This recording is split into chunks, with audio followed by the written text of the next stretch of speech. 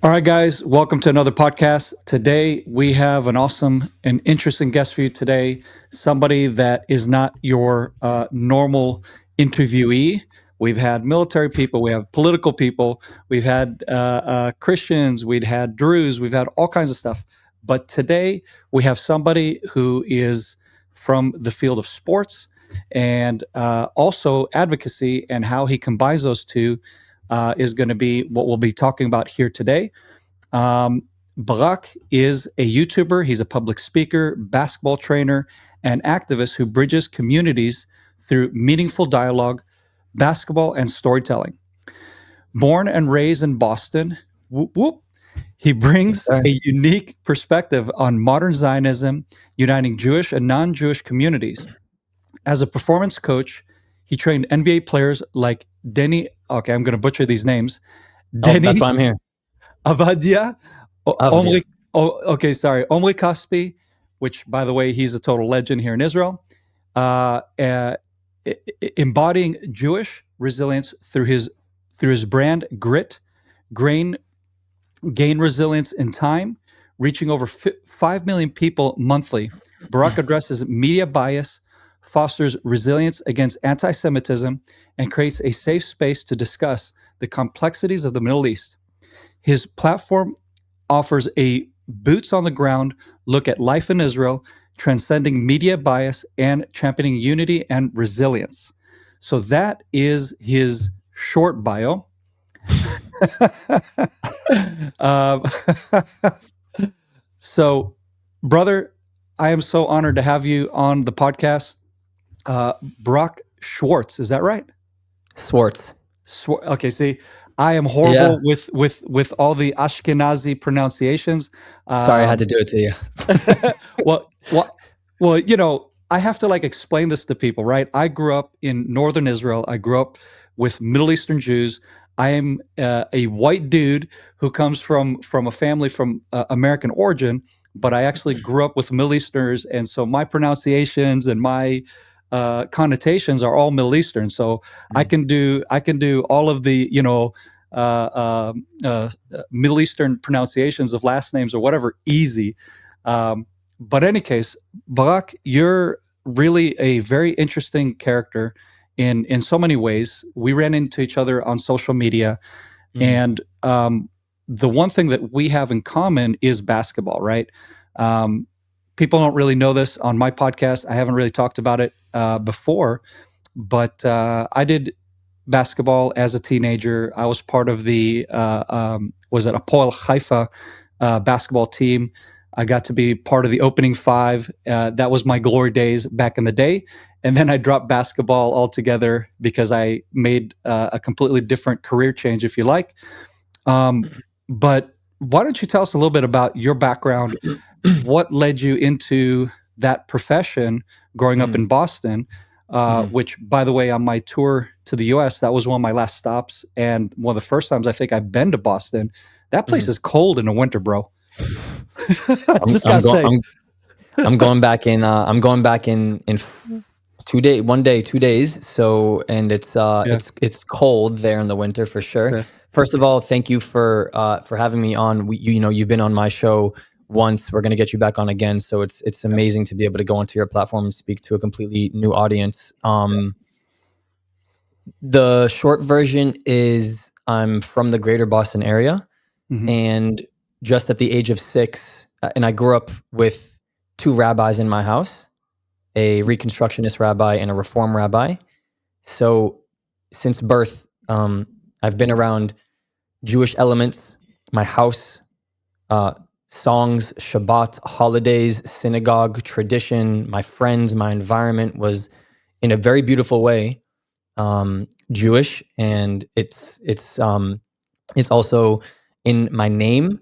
I'm named after my grandfather, who actually he died 2 weeks before I was born, so I never met him. His name was Bernie. His Hebrew name was Baruch, and I'm named after him as Barak. And so for me, it's a blessing to be named after somebody in the family per tradition there. So I've always taken a lot of pride in my Judaism, in my identity, in my name, and coming from a house of 2 rabbis, you can imagine a lot of that being sort of around you 24/7, sometimes a little bit too much, but in a way that they've done so beautifully. And then at the age of 6, my dad was on a program to study in Israel, which brought our family over, my brother and I, my parents, and I lived in Jerusalem for 2 years. This happened to be during the Second Intifada.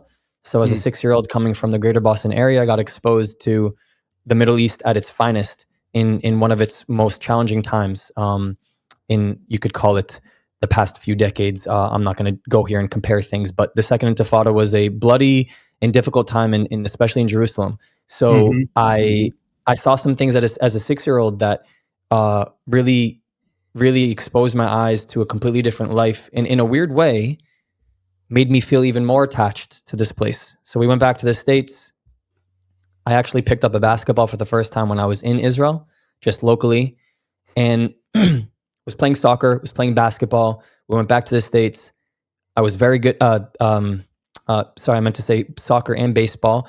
I went back to the States, dropped soccer, was really good at baseball, dropped baseball, and just like fell in love with the game of basketball. And like, it was ball is life, you know? My whole life was basketball. Recess, I'd go out and I'd shoot while my friends played kickball. I'd stay after school until sunset and just get shots up. I'd play one-on-one with like the TAs that they were bigger and stronger and taller and just would make me better. I mean, I was like, that was it. That was it. That's all I did. That's all epic. I did. That's epic. You know, that's exactly what I did. I would go and pick the best, tallest, hardest to defeat players from the Maccabi Youth League, Maccabi Haifa, and I would just do one-on-one with those guys and just, you know, until I could defeat them on the court. You know what I mean? That was like my thing. So that's cool because that's exactly what I did. I love that. Can I ask you a question? When you would play against them and you would lose, how would you feel? I was, you know, the funny thing is with competitive sports, I was the guy that was very active as a kid, and I did multiple sports. Basketball was actually just one of. What I did the best was actually track and field, won gold medals and that kind of thing. So I was pretty good at that. Anything I competed in, I never really was that guy. To my knowledge, even till today, I'm not a sore loser. I took every loss, and it would actually frustrate me when the person I'm playing was a sore loser. You know, they would get angry, they would start cursing, they would start flipping out. You know, I was just that guy that just really wanted to do better. You know what I'm saying? So that's just kind of how I've always done sports. Never been that sore loser guy. And so, yeah, so if I lost to them, I just was like, okay, I need to do better. I need to do better, you know? And the reason why I played them was in order, like I said, and like I picked up on what you said, was to get better, I need to play better people than myself, you know? So it's interesting. I'm going to tell you, and this is the reason I'm asking you this is because I think this is a really important anecdote for me to mention. Now that I'm starting, we're talking, I've taken you through basically until, you know, 3rd and 4th grade. So I'm at 9 or 10 years old right now in my life. But the reason I'm saying this is because this is an important anecdote for me to share with your audience, because it has a lot to do with who I am. And a lot of people don't understand who I am today and why I do the things that I do. And I think that that's something that I take a lot of pride in, is being misunderstood. But I can go back to 9 and 10 years old when I was playing with a guy who was sort of he overseed the after school programming in school when I was at my middle school. His name is Gary. He still today is a good friend of mine.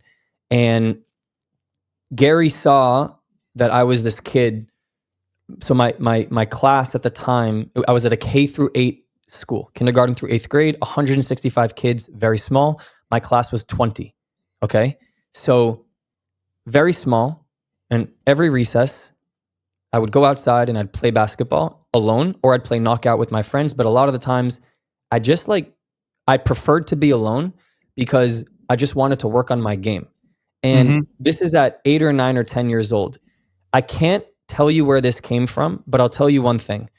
Gary noticed that I was like always not doing what most people were doing, which is playing foursquare, playing, you know, kickball, going on the swings, or, you know, playing, you know, chess on the Macintosh laptop inside, or doing whatever it was. If it was raining out, I was outside. If it was snowing out, I would sneak out while the teachers told me not to go. I mean, I did everything that everybody wasn't doing. Right. And this was Right. at 8 or 9 years old. And to Yeah. attribute this to Israel, I'm not entirely sure, but there's a reason why I'm saying this is Yeah. Yeah. because he would, like, I asked him one day, will he play with me after school? And it was a way for me to convince him to play me one-on-one. Mm-hmm. Gary, at the time, I was 9 years old. Gary was in his 40s, parent, like, I'm 9. And I would play him as if we were checking up 1v1 and there's $1 million on the line every single time. Now, here's where things get really interesting. Yeah. Like, I was competing so much that I asked you a minute ago, how would you feel if you were to lose? Mm-hmm. When I would lose to Gary, look, I'd shake his hand. I would say good game. But here's where I would change a little bit of like my definition of like the difference between being a sore loser and a competitor. Because Mm-hmm. I think I agree with you that the sore loser curses, has anger management, like deals with losing in a way that like is definitely has no sportsmanship associated with it. Correct. However, I think there is a level of competitive nature that an individual must deploy, whether it's in sports or in art or in their craft in life, Mm-hmm. that is a required ingredient to be able to do things at a very high level. And in order to do things at a very high level, you can't be okay with losing. In That's fact, right. That's right. you can learn from those losses, and I think that Yep. I've learned the most from most of my losses in my life.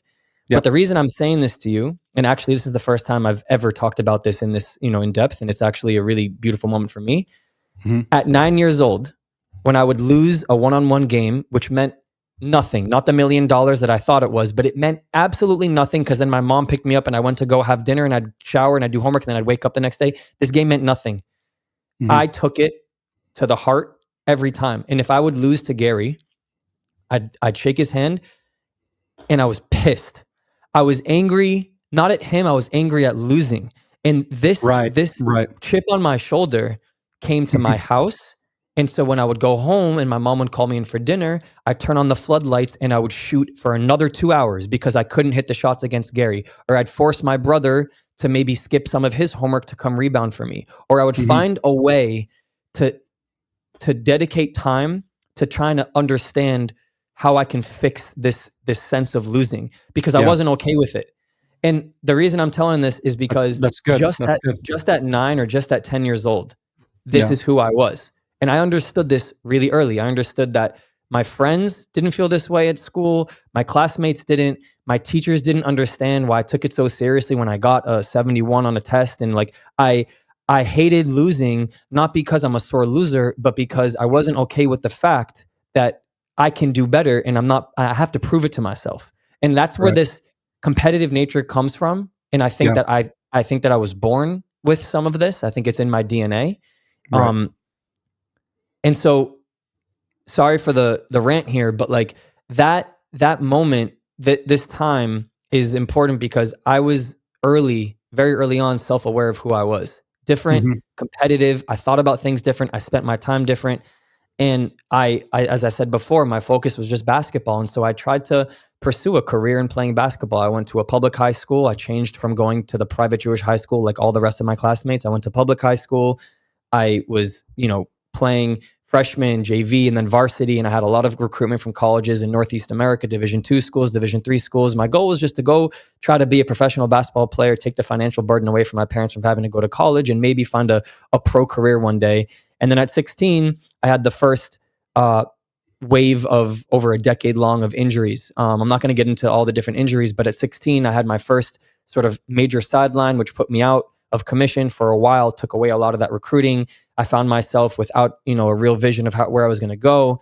I did another year of high school at a prep school called Pomfret, where I did a postgraduate year where I reclassified and was able to do my senior year again and Mm-hmm. got some more recruiting, ended up playing at a small state school in Elmira, New York, was injured more, wasn't finding my way, was really far away from home, was studying marketing and management, had all these internships in high tech and stuff, didn't find any fulfillment, came back to Boston to finish my second 2 years of college closer to my family at Curry College, which is 20 minutes away. A day before I moved in, I tore my ACL, so I didn't even play my junior year, but I was still near my family and I was in Boston, so I had an opportunity to explore the business side of things and the career side of things, but I never found fulfillment with any of the jobs or any of the basketball related stuff. And I graduated in 2018 with a degree in marketing, and I had some experiences with startups and high tech and corporate and social media and sales. But again, that 9-year-old, that 10-year-old, and that 11-year-old who was so interested in just doing something that made him happy and competing doing it had always stayed with me, and it stayed with me through college.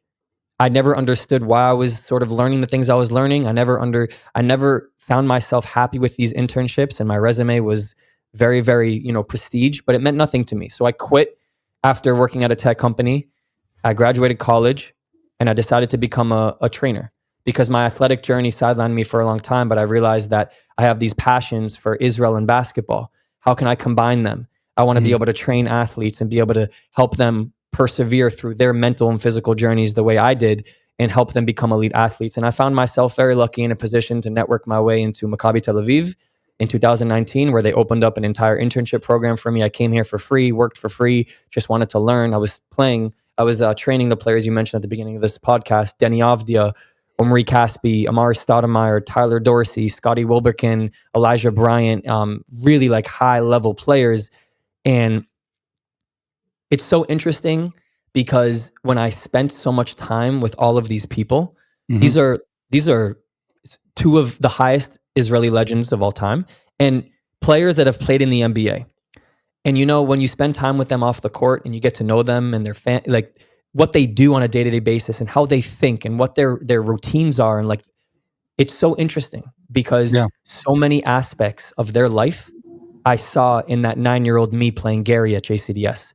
Like the same competitive chip on your shoulder, like difficult to accept winning in life, losing in life, and how I saw that in these elite level athletes. Now, I never reached the levels I wanted to reach, and that was the card I was given by God.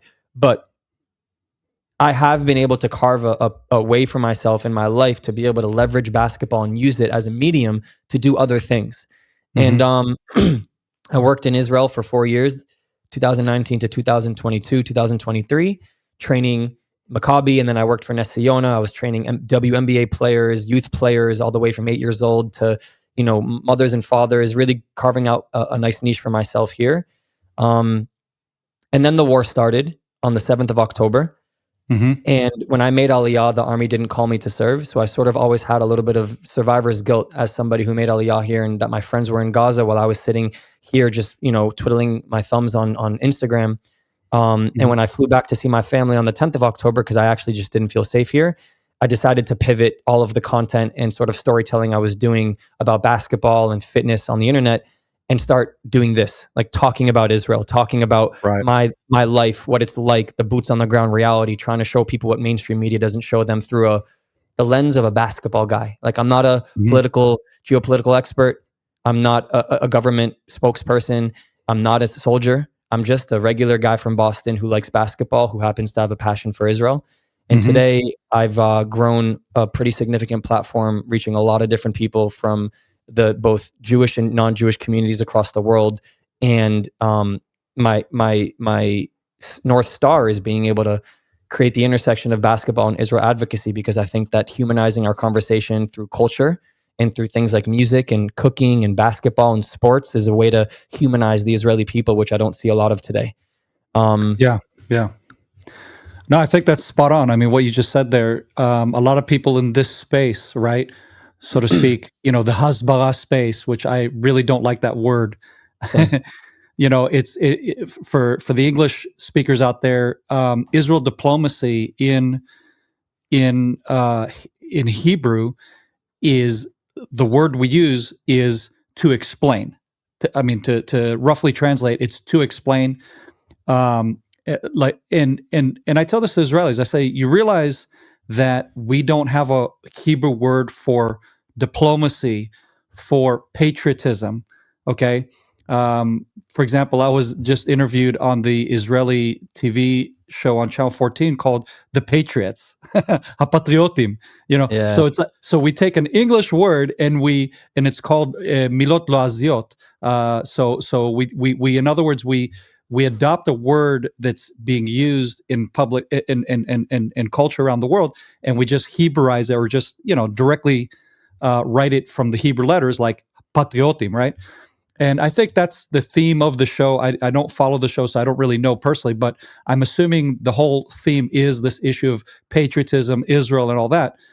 But we're in I tell Israelis, I said, we're in a disadvantage when we try to explain Israel's existence, explain the Jewish story, instead of just living it, instead of just being it. And I give an example of America, right? So when I ask people around the world, I say, what's America to you? Like, what do you hear or what do you know about what America is? What do they tell you? What do they advertise? Home of the free, land of the brave, for example, right? America is a great nation. Why is that? Is it really a great nation? Is it really home of the free, land of the brave? What makes it that, right? And so that's just a small example of how America did a great job at promoting itself without explaining itself, right?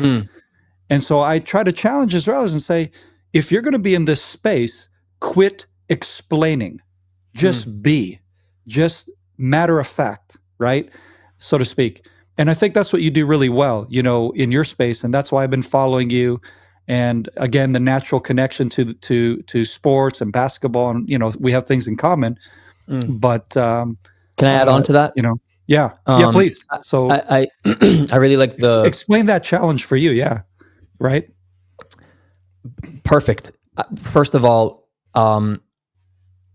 the analogy of describing America, I think, is great, and it really hit for me because you and I also have one other thing in common, and that's that we're both American. So it's not just basketball, but I think that you and I can both really understand why, and that doesn't just mean you have to leave America to understand that. I think that there are many Americans that we see today who scream "Death to America" too. So it's not like they're in favor of the country themselves. So, let's just put that out there. But what the shorter version of what you just said, which is you elaborated on it perfectly, that I've used, is Israel historically has cared way too much about their image and not enough about their survival. And as a result, I'm focusing so much about their image and what people's perception of Israel is on the outside looking in. They're trying to, you can't beat a dead horse. And I'm sorry, but Israel has for so long tried to reverse themselves and kind of dig themselves out of this hole of can I curse on here? It's best not to, but no, I'm not going to. They've dug themselves out of a hole. I try not to. No, yeah, I'm respecting the platform because you know me. But they've dug themselves out of a hole of really crappy PR. And correct. And I'm sorry, but it's on record and it's recorded. And a lot of people take advantage of some of the ways that Israel has tried to talk about themselves. Now, here I come along, a guy who has no skin in this game. Let's be honest. I'm a basketball coach. I come from the States. I am a Zionist, and I understand history, and I'm educated, and I'm well-spoken, and I have fluent English. But that doesn't mean that I'm somebody who comes into this hasbara, this diplomacy space with accolades that give me the higher authority to... I actually think that I have the authority to talk about it because I live here and I'm from the States. And I also understand effective messaging to those in the diaspora. And that is one thing that Israel doesn't understand. And I'll give you a very practical example. So I have my own opinions and thoughts on so if our word is going to be hasbara, which is, lahasbir, which is to explain, if that's going to be our word, I would hope that in our way of explaining things to people abroad, we do so in a manner that is being delivered by a person that the audience would listen to. So when you have an army general wearing an army uniform and he talked like this, he tried to explain to everyone what is happening here, you've lost them on the third word. What you need is a Barak or a Doron. You need somebody who can delegate effective messaging to Bostonians because I'm from Boston. You need somebody who can create effective messaging to Texas. You need somebody because Cali and Texas and Florida and Boston and New York all have different cultures and different slang and different way of communicating. Now, Israel is the size of Jersey, and they fail to understand that we have that reality abroad. They just have, Haifa, which is a few kilometers up north, Beersheba, which is a few kilometers down south, and then a 35 to 40-minute ride without any traffic between Jerusalem and Tel Aviv by car. So they don't understand scale. And the scale, I think, is something that gets in the way of effective messaging, because they just think that Daniel Hagari, wearing a uniform, who, by the way, fits the exact mold of what they call a white colonizer. So they need to put somebody else over there. They need to put somebody else to maybe show why we're not an apartheid state. I've been advocating by taking somebody from a minority group in Israel, because I think it would do an incredible thing. That's where I, as the basketball coach, as the guy who just chose to sort of like volunteer his time, that's where I have to pick up after their crap, because they're making me doing like the work of trying to then argue with people who show me videos of them explaining things really poorly and how they're interpreting it abroad. And then I have to come in and be like, wait, that's not what they meant. Well, if it's not what they meant, why'd they say it? And then this is where I am. Right. And that is hasbara. Hasbara is not us explaining. Hasbara is us having to undo the explaining. That's what hasbara is. Exactly. You know what I mean? Exactly. That's what hasbara is. Yeah. And that's why a guy like you, whose passion has been sport and performance training and all this stuff, has to. Well, you don't have to, but you've volunteered to, because you saw the poor messaging. The same with me, doing executive protection for all these diplomatic meetings and conversations from Palestinians and Jews and leaders and top this and top that, and being the fly on the wall security guy, the Secret Service guy in the corner that nobody knows is there and shouldn't, and just inside eating myself up going, this is such crap that they're talk about my people, my representation for Israel. Like, why they, as an example, and this was what motivated me and got me into out of the shadows, right, of the special forces community, the executive protection community. We don't talk publicly. We don't show our faces, our names. We love to be in the shadows because it makes us more effective in our work. So I had to die to that to do what I do. And I think a lot of people don't understand that. From where I come from, the people who are watching me, they don't understand what sacrifices people like me have to make, because we see the lack and the poor presentation. And so here I'm in a meeting where you have this old lady representing Israel, and she's giving these facts and these percentages and blah, blah, blah. And then on the other side, you have this Palestinian young guy. He's wearing a suit and tie, and he has a nice Oxford English, and like you said, with the broken Israeli, blah, blah, blah. And this dude, he's nailing a posh accent, a well passionate presentation. He wasn't giving any facts, right? But he represented the Palestinians well, enough for the audience who's listening to go, well, this dude's passionate about what his cause is. It must be a righteous cause. This old lady, this old hag, on the other hand, I don't care what she has to say. She's boring, right? For compelling example, storytelling. Yeah, and that's a real life example I just gave you of how Israel has been doing diplomacy. Now, again, this was years ago. We have upgraded, so to speak, throughout the years. But come on, man, we can do much better than that. We can do much better than that. And, since we're already on the topic, I also think that there's a level of accountability that needs to be held. I've chosen throughout the past 16 months to call a spade a spade. And I think that with the hundreds of millions of dollars that are funded, and billions at this point, that are funded towards diplomacy, hasbara, advocacy, effective messaging, Israel,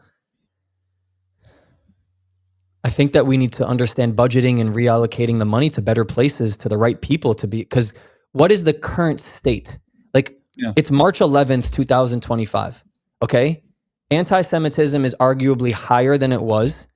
Okay. More Jews are arguably more afraid than they were.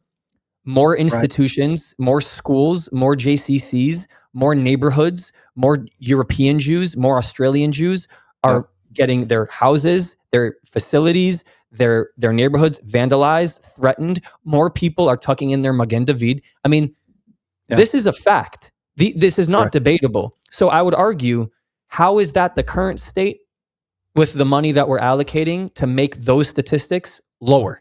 We need those statistics lower. We need better education. We need more people to understand the truth. And we need all of those things, all of the chaos and turbulence and mayhem around today. It's the I word. Like if somebody says Israel, it's like you get uncomfortable. Why is Israel the I word? It shouldn't be the I word. We should be able to talk about Israel the way I talk about my friend who lives in Portugal, because it's not the P word, it's just Portugal, and then you move on. So Israel is too delicate, it's too sensitive, and that's not a good thing. And it puts up barriers for people. It puts up barriers because then it leads to behavior such as hiding your identity, not being proud and Jewish, making sure that we have extra security in places. Now, I would argue that, like, yes, right now we probably do need more security at Friday night services and more at the Chabad services. But, however, we as Jewish people, like, the second that we begin to hide and shrivel up and that we go into our shells, that's when we should be afraid. That's exactly when we should be afraid. And if we're pouring hundreds and billions of dollars into us, lahasbir, explaining to explain, what are we doing? Like, if we're explaining, we should be explaining proud and loud and mighty, and we should be seeing improvements if that is the budget that is going towards all of these people. So I think a lot of it, Doron, is us being in an echo chamber.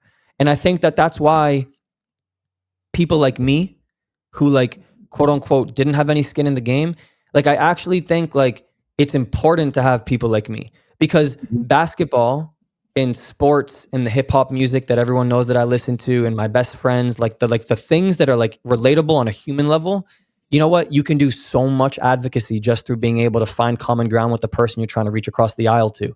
And that's what I'm trying to do with basketball. And I would hope that there would be more money and investments and resources for people to focus on their lane. Like, Barak should be the basketball guy, and Tom and Adam and Susan, they should all be the music and the art and the ceramics. Each person, and then we microdose. We should all be doing our own thing, you know? But instead, we're just kind of in the echo chamber. We just kind of speak a lot to each other, and it just bounces between these two walls. And I think, like, when I look at the statistics, it's upsetting.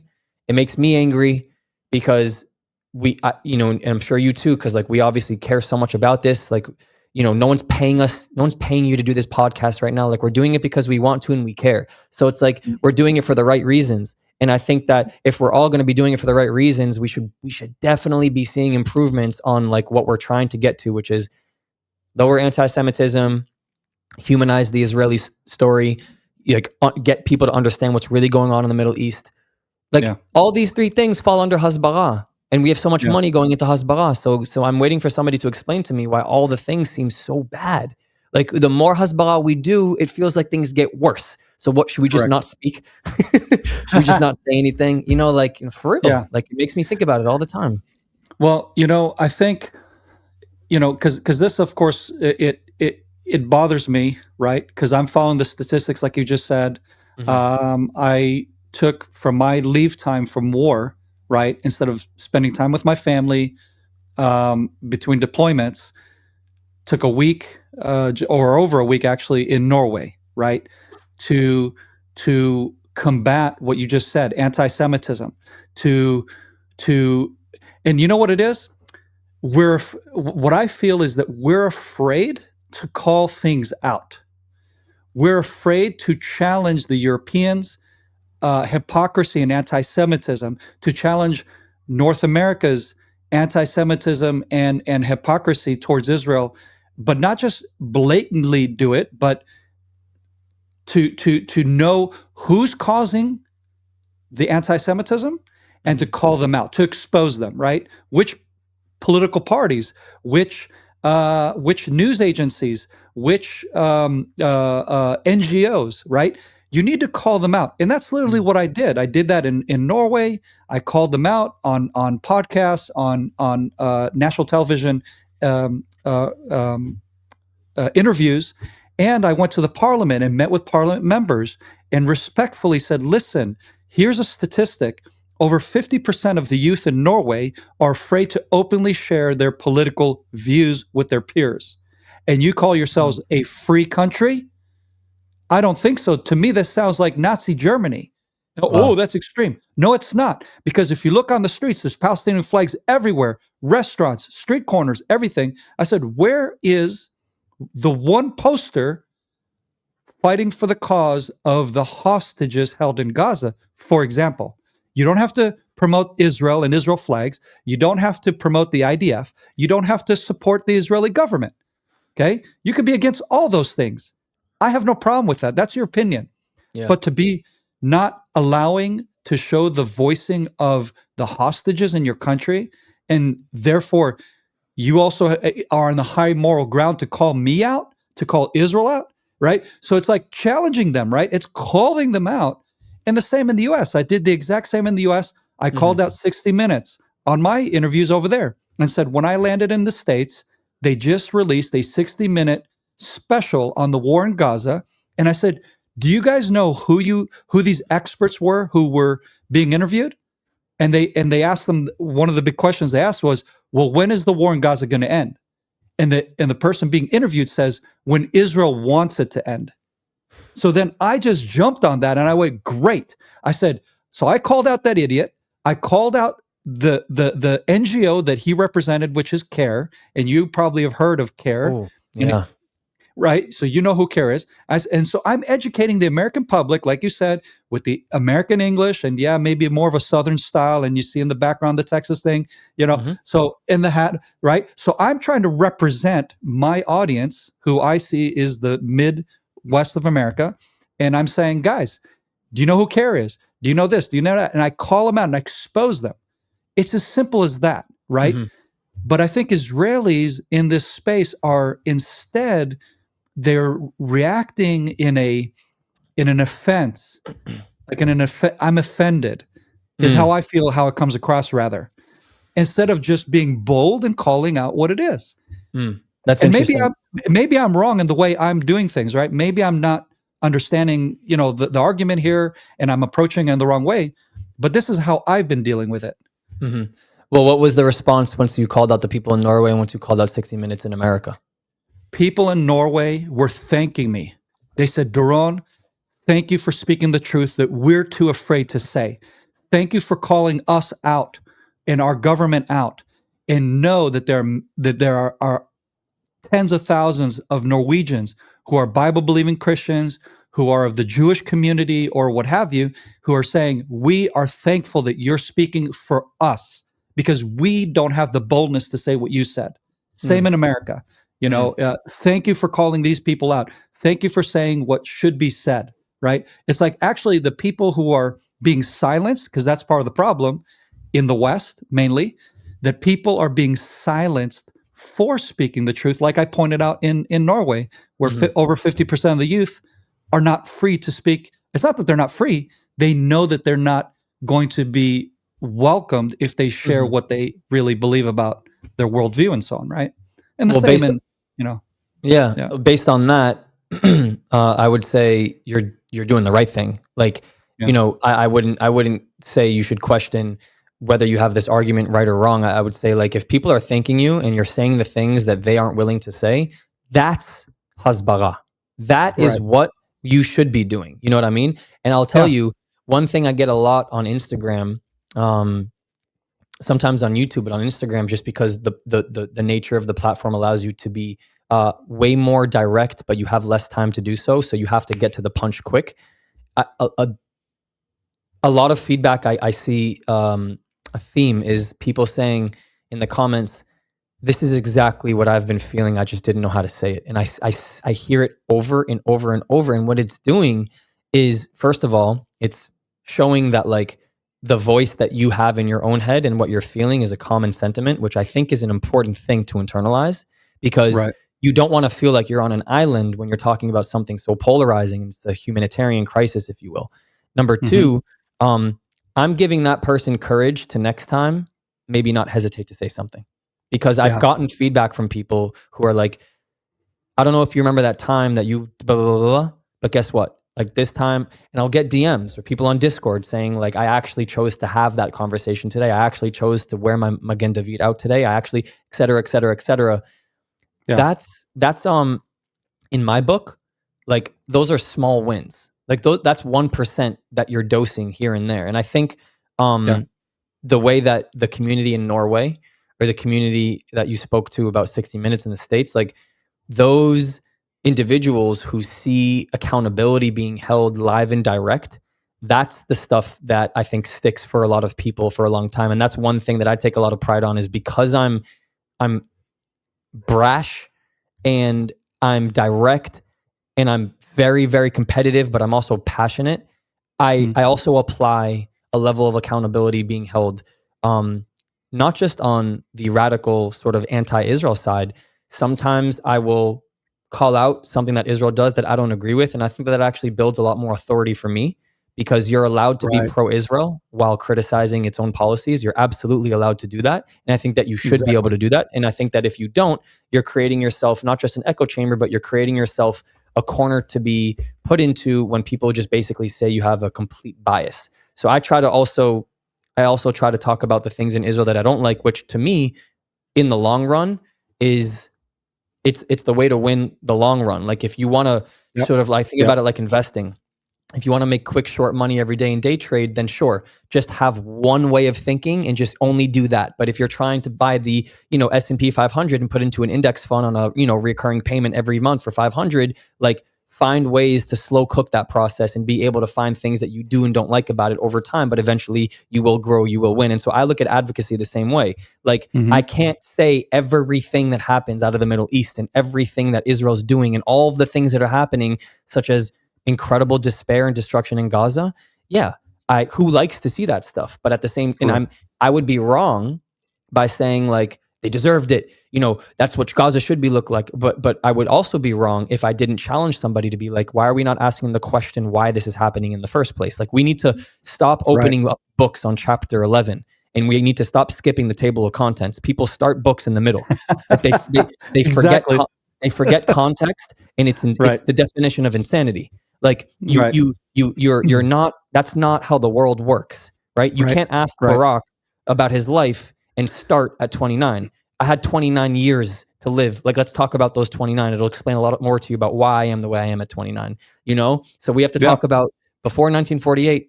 Guys, Earth didn't start in 1948. Let's talk about what it looked like before 1948, and we Yep. forget that. So, anyways, Exactly. I think what you're doing, like by trying to, and everybody has their own way of doing so. You seem way more, like what I like about your style is I'm sure you're just as passionate as I am, but I think that I'm a little bit more blunt about it. Like sometimes and it has been a liability, but like I'm emotional. I'm a very emotional person because I'm invested. I'm very invested. This goes back to the 9-year-old and that 10-year-old I told you about in the beginning of this podcast. Like Yeah. it doesn't mean I cry. It means I care. Like I Correct. care a lot. And so, Correct. you can see the emotion. I'm an intense person. I'm passionate, but I think that your style, which resonates probably with a very different audience, works very well because you have a relaxed, nonchalant, in more of somewhat inviting way of conveying information that I think is equally as important as me, who Yeah. I'm a little bit more like, you can even see like my energy is a little bit different. And then like if anybody were to walk into this podcast right now and be like, who's loud and who's quiet, it's very obvious. It's like, So But that's great though. That's why I like what you do. That's why I follow your content and share it. Because you'll say things that I am actually holding back on, right? So it's funny what you're saying, because anybody who knows me personally knows I'm very passionate about these causes, very yeah, passionate. Athletic, like even if you would have known me back in the day when I was playing sports, um, I might have looked like I was angry at someone, right? But I was angry at myself, like you just were saying. I could totally relate with what you were saying, because I was angry at myself for losing, and not being there yet, right? Yes. And then afterwards, just like you were saying, I would go and I would hit the hoops more. I would, I just keep grinding, so that on the next time I meet this dude on the court, the one-on-one, who is better than I am, who is taller than I am, stronger than I am, that hopefully next time I can one up them, right? Next time, hopefully I can get close to almost beating them, if not beating them, and so on, right? So I can share a lot of those passions, and anybody who knows me knows I'm a very intense person, actually, right? And people have told me, like, you need to tone it down, and Interesting. and so I that's would why I never think say it's that to you. I would literally never say that to you. right, right, and they're Yeah. exactly, and so in fact, on my speaking tour in the States, one of my good friends who's a SWAT operator. He's been like years in law enforcement. He was helping me with providing security and helping me with the drives and all the to try to keep me from getting wore out. Um, so he was actually one of the meetings, and he did this, you know. And the thing is, we didn't do any pre-coaching or anything, but I knew immediately from his What he body meant. language that, oh crap, I'm over pushing the intensity with my crowd. Mm, And it mm. was like, and so it helped me to kind of, okay, tone it down, Yeah, because yeah. when you're talking about the war, or talking about your experience, and talking about the anti-Semitic lashing out against my people, I get lit up, right? Mm, My blood boils with indignation for, mm. how dare you guys call us, murderers, and this and this and this, right? And so it depends on the context, but Yeah. I am constantly trying to check myself, so to speak, and like you said, to try to make it as palatable as possible, and not just sound like a screaming lunatic or what have you. Sure. Sure. And I think there's a space for all of that, for the different styles. Like we were saying, you have to have your flavor that you're bringing to the table, because it's Mhm. not about repeating each other or copying each other. It's about being yourself. To me, it's about being yourself and sharing your story, and that's what makes it humanizing. The Jewish cause, the Israeli cause, right? Um, but one thing I wanted to ask you, we're talking about the positive feedback we've been getting on our Mhm. platforms. Mhm. What about the negative feedback? I know I've received some very, very, and constantly receive death threats, hate speeches, whatever you name it, and anti-Israel conspiracies, from the Talmud to you name it. So, what is your experience with that, and how do you handle it? You know, um, I get I get threats every day. But some of them are robots. So Right. like, zero mazizalti. Like it doesn't really doesn't really bother me. Yeah. Some of them are real people. As some of these individuals like genuinely took the time to write to me on Instagram or comment on YouTube, or in fact draft an email to me. Like I've seen all the above. Um, Yeah.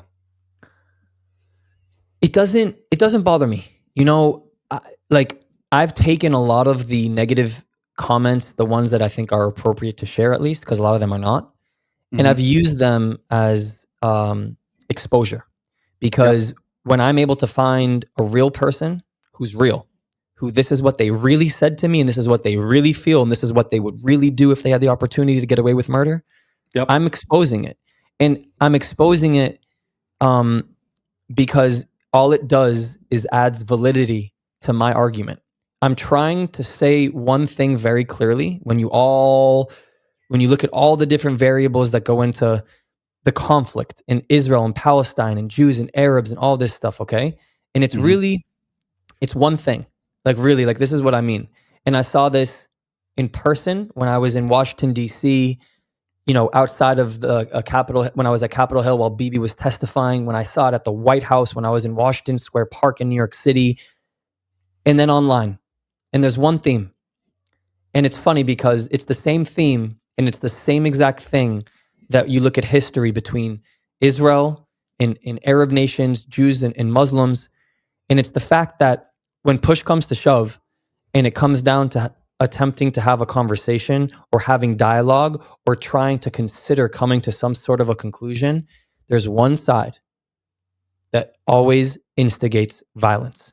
They choose to be violent because there is no other way to solve whatever they need to solve. And if it makes them feel better about threatening my life on Instagram or threatening my family's life on the internet, or the Arabs just rejecting every possible peace treaty thrown at them, I don't find that much irony in the fact that today in 2025, that when I, as a basketball player, an American who likes hip hop music, is going around the world trying to talk to individuals who are radically anti-Israel, when I have the opportunity just to speak to them, they do the same thing to me that Arab nations have historically done to Israel, which is say, no, we just want to kill you. So if that doesn't show you the moral clarity of this conversation, I don't know what else does. And I then choose to just take a lot of these vile, sadistic, barbaric things that are thrown at me, the ones that I can share, and I show them to the world, because I'm always saying the same thing. I'm always saying that, look who's trying to pick a fight. It's not me, but look who's been trying. Look who's been trying to pick a fight for centuries. I mean, so the theme is the same. It's the method, right? So I'm all on board and like full, all chips in on just letting them doing the explaining for me. I don't need to explain somebody who threatens me by, XYZ manner, because it's just right in front of you. And I always say, still to this day, March 11th, 2025, not one human being, not one software, not one robot, not one AI platform can pull one message that I've sent to anybody wishing that they were dead. Not one. You can't show me one. So I'm allowed to do what I'm doing because I don't actually reciprocate that energy. And the reason I don't reciprocate that energy is because I'm deploying the same truth that I think Israel has been trying to deploy since its inception, which is trying to find a way to have neighbors and not try and find a way to be violent. And I think that that's my whole thesis. Correct. And that's a great point, because, anybody, and like you said, people don't read the index. They don't start at the beginning. They start in the middle of a conflict or in the middle of a friction point, and that's their whole argument. Whereas if people understood the Jewish movement, like over 200 years ago, right? In the 1800s, when Jews started to aspire to come back to their ancestral homeland, to come back to these swamplands, to make the huge sacrifices of defeating death and malaria and you name it, to work a arid, dead land that no one cared about. No one cared about. Read Mark Twain, okay, who visited the land of Israel during the time, or the land of Palestine, as it was known. It was exactly barren, dead. And it was Jews with the passion of restoring their ancestral homeland that created everything that you see today in Israel, right? And what I think also people don't understand is that the huge influx of Arabs who came here and that are the multi-faceted Arab culture in Israel today, they're not from here. They're not indigenous to the land of Israel or the land of Palestine at the time. They are from the neighboring nations who saw Jewish entrepreneurship, who saw opportunity that they did not have in their countries, and that's why they came here to latch on to the so-called colonial Zionist enterprise Project, right? Yeah, Project, and so that's the genesis. That I think if you understand that, then you can't argue and say, well, these people have more of a right. Really? They had no skin in the game. They came and latched onto Jewish dreamers who came and dreamed of a better future for an arid, dead land, right? And when you start there, then you also start to understand, why is it, Like where I live in the mountains of Jerusalem, in these beautiful mountains, why are they full of trees? Why are they forested? These mountains were barren because of the Romans who salted the hills after they uprooted every tree, every living thing, so that there would be no beauty to this land. And when you come to these hills, people call it the Switzerland of Israel, if you like, or whatever. But it's not like that anymore. Because a few years ago, guess what? It was one of those Arabs who love this land so much, who torched the forest that were beautified by the Jewish pioneers who came over 200 years ago. All of that was destroyed in one swoop moment of someone who loves this land, who is passionate and really cares about this land. Like you said, just expose them, expose the other side who is so-called claiming to have more relevance and more truth behind their cause. And that's what I do, is I just focus, I don't focus on, like you said, on the negativity in our argument, but I will expose their negativity and their true face if I can. And that's a good way to do it, I think. Like you just pointed out. And I don't get too deep into the religion because I think that religion can be sometimes very subjective, and depending on how subjective it is for an individual, you're just going in circles because Right. you can't reach a point of objectivity when you're coming from a place of just like opinion. However, when you look at like Islam and you look at like the radical Islam that has infested itself to many parts of the world, including Israel and including those who hate Jews and hate Christians because they're Jews and they're Christians. Yeah. And you look at why, not how, but why. It's because that's what was taught. I mean, that was the book. That's the education. It's not direct, but like there are places in the Quran that do like indirectly talk about, I would say like there are indirect like hints at anti-Semitism and sort of like being against Jews and Christians, even though you can't just say it says kill Jews, but it's sort of hinting at like anybody that doesn't follow the Quran and anybody that doesn't follow the Prophet Muhammad, then, well, at the point, actually, let's talk about it. At that point in time, after Prophet Muhammad died, the second caliph, Umar, who had the charter of Umar, basically just made all non-Muslims second-class citizens, and they made them dhimmis, and that included Jewish people. Okay, Yeah. so like Jewish people couldn't do a laundry list of things, and they were persecuted against. There were pogroms, there was discrimination, there was killing, and they had to find a way to escape, and as we all know, return to their homeland. And this is why I have issues with when people sometimes say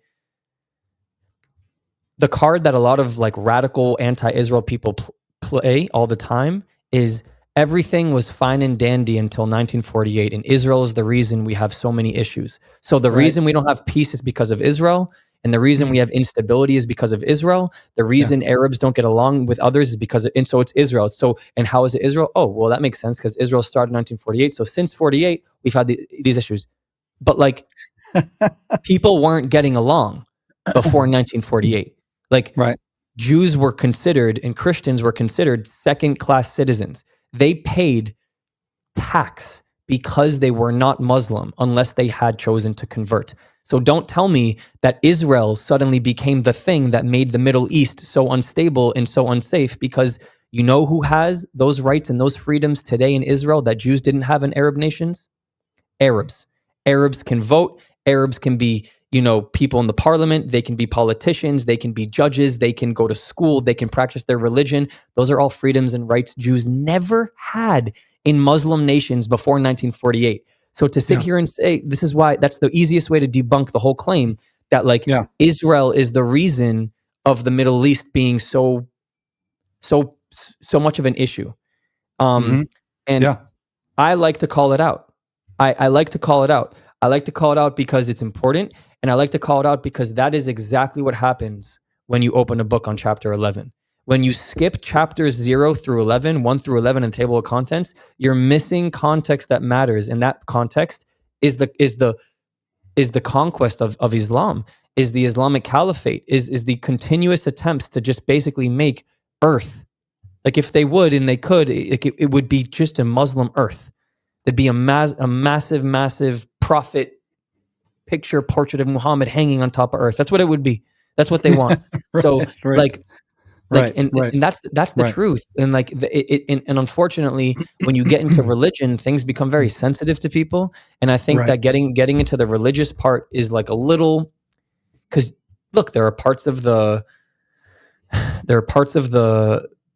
our own Bible in like Jewish, and you could misinterpret Jewish text for people to be like, well, what about Jewish conquest? And so I think I keep the religion out, but I also look at practical, because a lot of the times when we look at things taking place against Jewish people, the anti-Semitism and the fighting and what happened on October 7th, and if you just listen to what they say when these things are taking place, they do it in the name of God.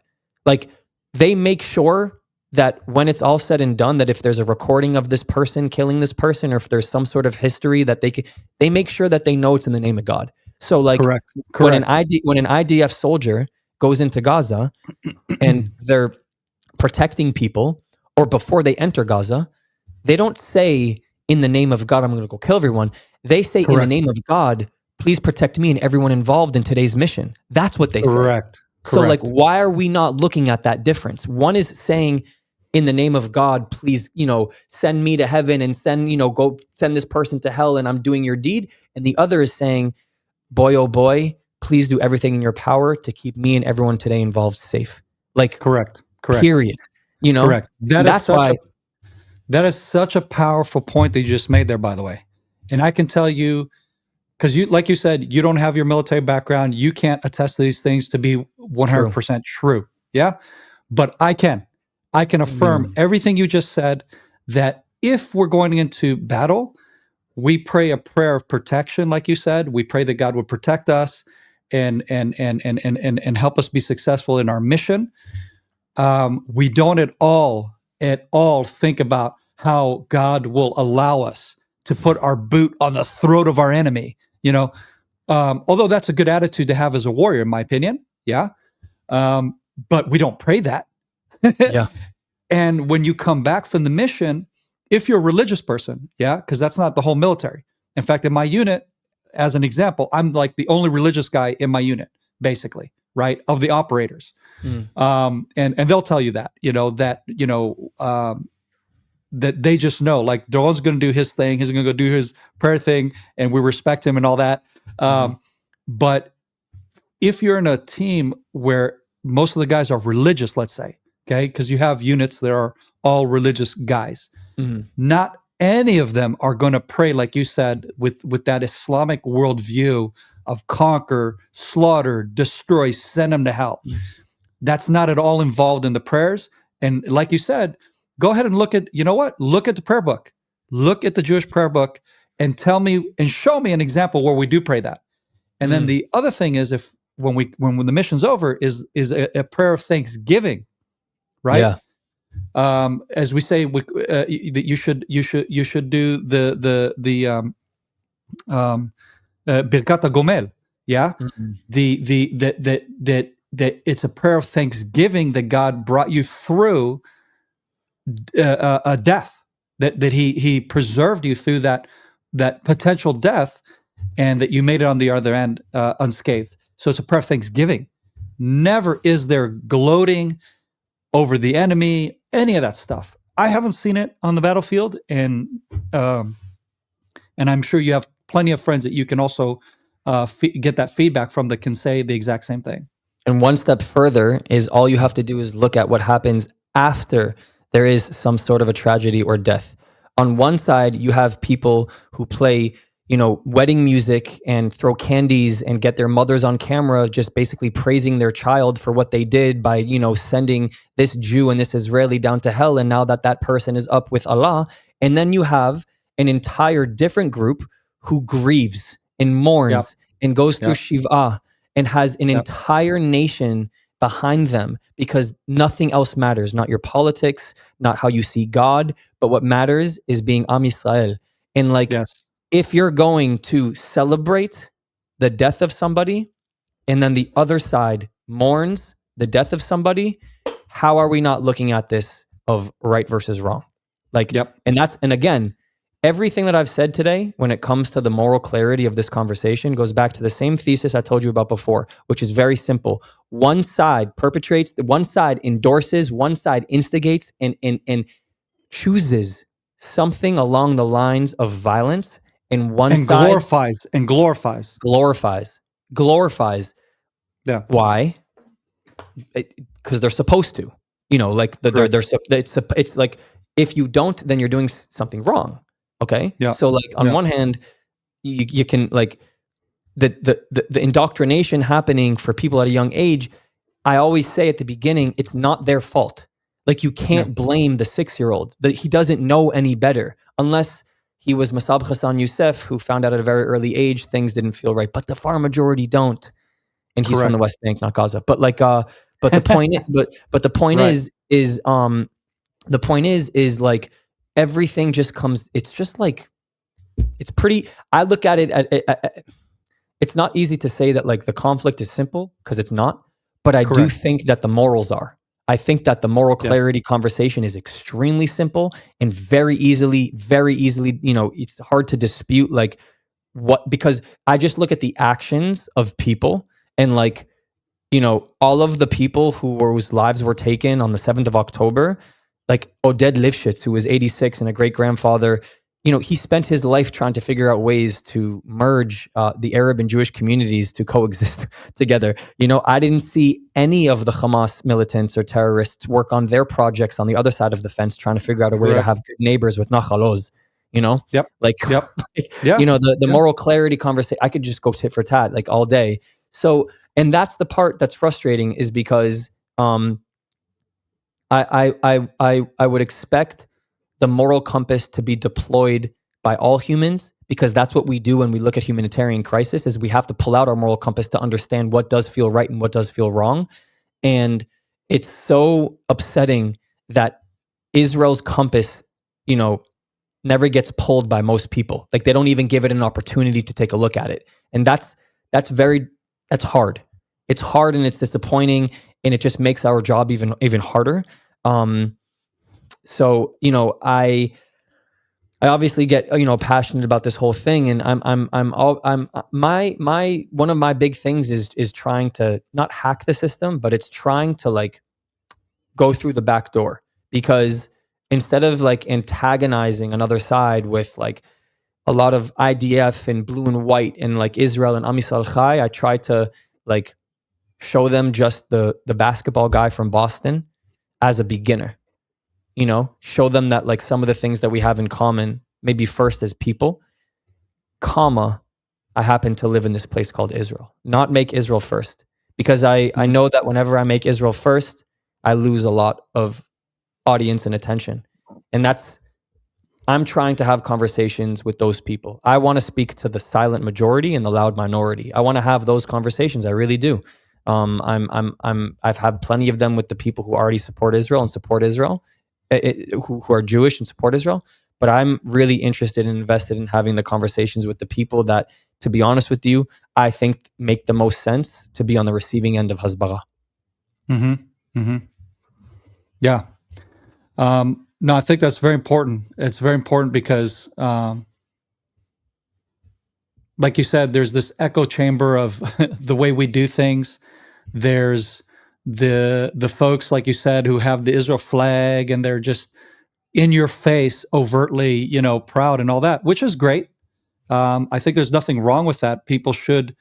That should be normal. That should be okay.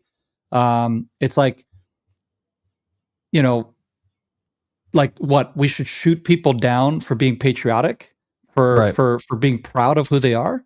Right. No, but like you said, and like you observed, in my opinion, correctly, and it's also what I've observed, and also that's how I've created my space. Like I pointed out, and I'm being very obvious. I'm telling people, yes, I'm trying to have a palatable, receivable messaging that sounds American, that is American sounding and looking and whatever. And some of the people that are hating on me, ironically, are saying, how's it allowed that we have an American over there, fighting these wars and living here in Texas? And I'm like, well, obviously you didn't look at all my content before you jump to your conclusion, because if you scroll down a little bit longer, you'd see that I actually live in.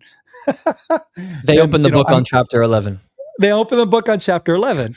But it also is showing that I'm successful at what I'm doing. It not being overtly in your face Zionist, and waving my Israel flag and all that. And that's fine, because I think, like you said, you have to be able to build a base to have the conversation before people jump to conclusions. Correct. It's not that I'm trying to be deceptive. It's not that you're trying to be deceptive. You're being who you are, right? Yeah. That is your passion, is basketball. It's your background in growing up in Boston and all that. And that's your makeup, is who you are. And you're using that for your messaging to reach a broader audience. Correct. Right? Yeah. And I think that's awesome. And it's the right thing to do, in my opinion. Thank you. Thank you. Well, brother, is there something we're missing here for today's conversation? I don't think so. I'm traveling very soon back to the States, and I'm beta testing my first speaking tour of all time, to be able to reach both the pro-Israel, but also, I would say, both the neutral grounded communities. And I'm still open for travel, and would love any inquiries from anybody who is willing to listen to somebody with a very, very different angle and approach to advocacy that I think is much needed and doesn't exist enough in the ecosystem, that I think can really benefit and provide a lot of value for people. And by the way, my YouTube platform primarily consists of non-Jews, actually, like a lot. Mm-hmm. And so I'm very eager to speak in front of churches and church leaders and pastors and communities, because, again, I think it's step one in building alliances. And I think that Israel needs to build more alliances. And I'm big on that. I mean, I come from the world of basketball, where all of my friends, most of them are not Jewish, and they come from so many different beautiful backgrounds of religions and cultures and ethnicities. And I think that I'm in a position where I understand how to nurture those relationships and how much it can have an impact on a narrative and a humanity. And so I'm really, really eager to expand on my reach. So if anybody wants to reach out, I'm sure you'll leave my contact information. My website's going to be done very soon, and I'll speak to anybody that's willing to listen. Cool. So until your website is up and running, what's the best way for people to reach you? Either by Instagram, and my handle on all of my social media is other Barak, other Barak, or Barak at otherbarak.com. I reply and see I reply to all DMs. I see them. So Instagram, and my website will be up like either in a day or two, and in there will be a contact form, which will basically just be www.otherbarak.com, which will have everything there. Sweet. So we'll definitely have that in the description for this podcast. Amazing. And it's going to air at the weekend. So on Friday afternoon, Israel time, 6 a.m. Eastern Standard Time, is when we normally get our podcasts out. Okay. So hopefully that's going to be in perfect timing for when your website is up and running and all that's going. Sure. But again, you just gave people also a directive of how they can reach you in the meantime. Brother, thank you so much for this interview, brother. I've been really wanting to do this for a while, and I'm so thankful that I'm able to kind of get this as you're launching your speaking tour and really branching out with all the awesome work that you're doing. And I hope that you're going to get some really good feedback and have a very successful speaking tour. And hopefully we'll have many more opportunities to be able to spread the positive message that you're sharing, which I think is just super awesome, brother. Well, that's amazing. Well, thank you for having me back on. And now it's my turn, so you're coming back on my podcast. We will schedule it, brother. We will schedule it. Yeah, I'll be back. I'll be back in Boston, so we'll have the time difference. But it's been a pleasure. And honestly, I spoke about and expanded on a couple subjects that I haven't really been able to sort of go in depth on before. So this gave me a platform to do so. I'm very happy about this conversation. So thank you for giving me the place to do so. Yeah. Awesome, brother. Yeah. Well, guys, thank you for listening to another podcast. If you guys like this podcast, you like this content, you need to share it, make comments, like it, etc. Make sure you subscribe to our platforms, of course. If you're seeing this and you're not subscribed, and you think you're subscribed, there's a lot of people that think they're subscribed. I just had a guy in his chutzpah reach out to me and say, "Hey, man, you're not following me." And I was like, "Hey, dude, thank you for telling me because I thought I was." So we also have that, and you know, this is going to help get our voices a greater reach. Again, there's ways to support this channel. You have the Patreon link there, but there's also ways where you can help support Barak in his work. So, guys, we do this, as Barak was saying, out of our passion, out of our volunteering to step up to the plate and get the word out there and to defend Israel, to speak the truth on Israel from our understanding, our perspective, our worldview, where we're at. And if you want these messages to get out there, then we really need your support. We need your following. We need your sharing and subscribing and commenting and all that stuff. Otherwise, it's not going to get to your friends. It's not going to get to the silent majority, as Barak was saying. So with that said, guys, have a blessed week and a weekend. And again, thank you guys for tuning in. Shalom. Support that man. My man.